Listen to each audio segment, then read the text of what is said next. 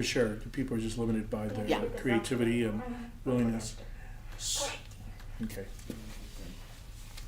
And I think we still probably have to end close to 9 for Patricia. Go a little longer. Okay, well, not too much. I want to, especially people are depending on you. Say yes to Anna. Okay, all right, yes. Should we start? Good morning, everybody. This is Dan Rodriguez from Merritt Community Services, broadcasting live from Merritt Community Services. We apologize for the technical glitch we had this morning, but we're going to move on. And we're so happy to have Bishop Patricia Lull with us this morning. Patricia has an interesting history, and she's originally from Ohio. And good morning, Bishop. Maybe you could just tell us a little bit about how you got here and how you're doing this morning. Thank you, Dan. I am a native of Ohio, and I am grateful that I've lived 20 years in Minnesota. It doesn't make me a Minnesotan yet, but I'm on a probationary route for this to be my forever home here. I grew up in a family with 4 kids. I'm the baby in the family, and we were in a community of about 20,000 in my growing up, and a lot of my values go back to that experience. After high school in my hometown of Fremont, I attended the College of Worcester, which is well known in Ohio, probably never heard of, out here in Minnesota. I've heard of it. And then I went to divinity school at Yale. Mm-hmm. And I've heard of that too. Thank you. I've been a Lutheran pastor for 41 years. Oh, wow, that's amazing. So here we are in person, socially distancing, and we're using a new format, a virtual format, YouTube. We have our fingers crossed that people are actually watching us. Thank you for that. This is a very challenging time for everyone in every part of society. The East Side had challenges before the COVID pandemic. Those challenges have only been exacerbated. I'm wondering, what have you seen from your perspective about communities coming together, particularly during a time of crisis? What observations do you have? I've been really impressed. I think some of this has to do with being Minnesota, of neighbors looking out for their near neighbors, or where people have a family or a friendship connection with an elder, checking on them. I think you've maybe heard the same inspiring stories of people going to the grocery store for someone. Even just speaking to a neighbor when out for a walk, that wasn't happening before. So I think I do worry about the distress in communities, but I'm also seeing a great resilience bubble up. Yeah, I've seen that as well, and people are remarkably resilient. I think that's certainly true. I know that throughout your career you've had various roles, including in the nonprofit sector, and that you've also been involved with partnerships and collaborations, something that Merrick is very involved in as well. How do you see collaborations and partnerships, particularly during this time, playing out? And what guidance or advice might you offer as you see that? In the church, we often speak of those who are members, those who are part of a faith community, but there's also a phrase long used, people of goodwill. So I don't want to suggest that only people of faith are the ones with a sense of goodwill, Dan, but I've watched congregations, I'm sure it's true here on the east side I've watched across the East Metro with Lutheran congregations, sure it's true in other traditions, drive-by food drop-offs, sort of food drive that would have happened inside a church building, happening in a parking lot, so that the wanting to help, that impulse among families could then gather in foodstuffs. I think some probably ended up here at Merrick. Churches aren't, some of them do food delivery, but we really count in the faith community on those of you in the nonprofit sector, places like Merrick, to get the food all the way to where it's needed. So I think those, seeing it as a kind of food stream, a goodwill stream, a collaborative partnership from what an individual or a family is thinking they want to do to help neighbors, all the way to reaching those neighbors. We really need to be in this together to do it efficiently and to do it well. Yeah, thank you. Earlier we were talking about our own personal adjustments to this new reality. It might be helpful just to hear on a personal level, how are you adjusting? What changes have you made? It has been a shock for me to be not traveling. I used to travel away from Minnesota at least once a month, sometimes more frequently. Not to be driving anywhere, and to be in my home, so a lot more hours. It turns out that a lot of the work I do, I can do from home, so that's been, in a way, a shock, but a good adjustment. I made a commitment very, very early on when I could no longer go to my YMCA to walk every day, and I have done that, and I have extended how far I walk, and I find that good for my mental health as well as my physical health. And if I see a neighbor, I wave. I keep my distance. I keep those 6 feet away, but I'm also become much more of a greeter of strangers, because I think we're all realizing we need each other in a different way. And as you've changed your everyday activities, as we all have, and you look at technology, which we're using now, and connecting with people virtually, how has that impacted how you're doing your work and what you see as you engage with others? I think what a wonderful gift it is to be able to use digital connections. I will say, I think some of the platforms do feel almost like being with one another until it's the 3rd or 4th or 5th hour of a platform where people are only two-dimensional on a screen. So I think we see the promise there, but also the fatigue that can come. We know as human beings we're wired for this kind of connection, and look forward to the days when we can have those more freely.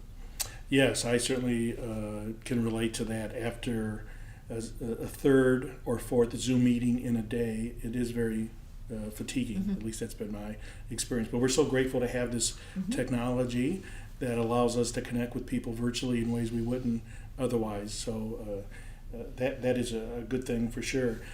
So as I understand it, from a very early age, your parents instilled a value of giving back to community, to volunteering. What might you share about how that continues to influence you, and what guidance might you offer to others who might want to volunteer during this time? I've been thinking a lot about my parents. My father was born in 1902 and my mother in 1904. My mother, one of 7, there were 7 kids in the family. They all survived the influenza pandemic. I remember hearing stories about that, how the whole family was sick. And if I think of the little farmhouse they grew up in, I think I know why they were all sick. I think they shared it with one another. My mother was a young teenager, and just a number of times I remember her talking about that experience. I've dug in to look back at my hometown newspaper archives. Schools were closed, churches were canceled, people stayed away from business. So I'm thinking I know someone who lived through a time like this. In that world, not just because of the pandemic, but I think the way extended families cared for one another and their near neighbors, that was simply a value. I think there were probably times when my father's family, my mother's family, were carried by the goodness of other neighbors, and they just took that value in. So my growing up, born in the 1950s, knowing that there were others with needs, no matter what challenges we might feel we had as a family, just looking out for others. My dad's favorite phrase was champion the underdog.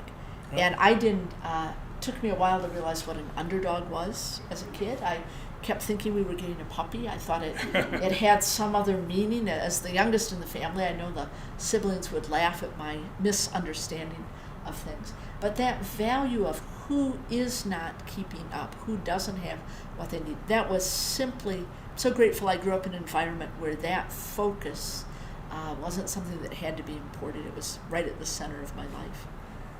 You mentioned that you've been here for 20 or so years. I've been here for 22 years myself, originally from the Chicago area, and this is home for me now.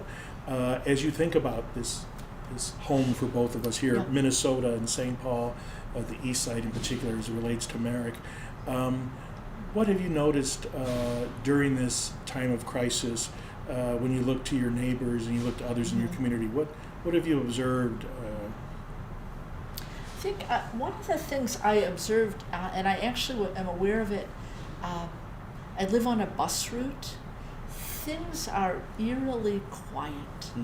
I see the buses. I'm on the number 3 route, and there might be one person, 2 people. So I know we're staying home, and I wonder if I'm out in my yard doing yard work, which we've all taken up, and I see those nearly empty buses. I think about the drivers keep showing up to do that work, but I wonder where the other people are.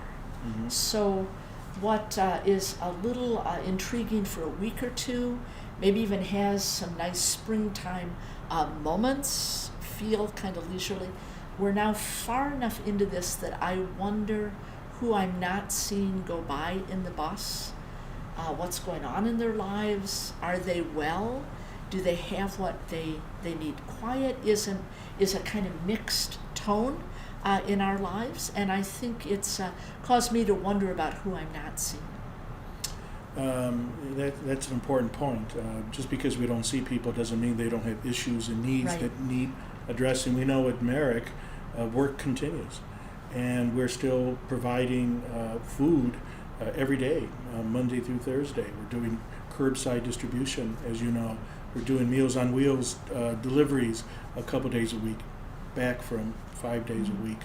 And there still is a need for us to have volunteers. And so I wanted folks to be aware that as we're getting ready to slowly return to a little bit more of normalcy, whatever that is, over a period of time, that if any of you out there are interested in volunteering, or if you're former volunteers, you can certainly contact us. You can call us at 771-9339, or you can contact us by email on our website. You can contact us there at merrickcs.org. That's merrickcs, as in communityservices.org. And we're looking very much to reconnecting with our volunteers. Some of our volunteers had to take a bit of a hiatus because their offices closed, and they would volunteer maybe over the lunch hour. So we're looking forward to them coming back, and that can't happen soon enough. I just have a few minutes left.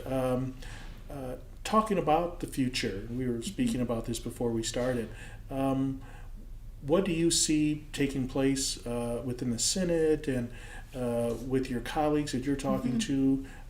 What advice might you offer as all of us are trying to figure out what it means to re-engage in a safe manner? My staff has said to me that I may no longer say we have to hold hands and be in this together, because for a while we can't hold hands, but in a virtual sense. Yeah. I think this is really where we have to be present for each other more so. And at least me being, I live alone, so stuck at home by myself, I can't wait to be able to share a little bit more of my time than I was doing pre-pandemic. Wonder if you could tell me, I'm personally intrigued, if I volunteered, what might I be doing for Merrick? What would be some of the roles I could take on? Yeah, so several. One is because we're still distributing food and we're doing food rescue, we need people to assist us in going through the food that we're recovering from grocery stores to make sure that we're providing food that is safe. So that's a role unto itself. And by the way, I want everyone to know that we're now using our gym for that, so we're spacing people out so people are safe. We're providing masks for people and gloves. We're making sure there's hand sanitizers and disinfectants, so we're doing that in a safe manner. In addition to that, we do need drivers for our Meals on Wheels as well. There are other tasks. We still have to enter in data, and we still have to collect data. Even if people are coming in their cars, we have to check them off and make sure they're already in our database. So there are a number of things people can still do. We're trying to figure out how to do our backpack school supply distribution this August. We will need volunteers to help us with that. Even if we do it curbside, well, it takes some effort to pack the backpacks, to organize them, and to make sure we can have people go through in an orderly manner. So a number of things and tasks and duties that we have. So again, if people are interested in helping out, please contact us, because those needs continue for sure. As we begin to wrap up, I'm wondering, Bishop, if you can share what gives you hope, and what hope can we offer to others who perhaps during this time might be struggling? We talked earlier about mental health and concerns there. What might you be able to share around hope? I will, Dan, I'll say something I've personally started to practice, because the time I have in the week is different than it was. I'm not, I have full days, but I'm not on the go in the same way. I've tried, when I have that, somebody comes back into memory. When I think of somebody, when I wonder how somebody is, I've tried to follow up on that by either picking up the phone, or I've taken up writing handwritten cards and letters, people that I haven't thought about for years, and I have found that that's kind of drawn out a better side of me when I can't, in those old-fashioned ways just from a few months ago of gather with a person. There's still ways I can connect. So I've been myself at that first impulse of remembering somebody, thinking, is this someone I can call up? Can I say a prayer for them? Certainly. But could I call them? Could I send a card? And one of my college friends surprised me. I got a postcard yesterday. It was so much fun.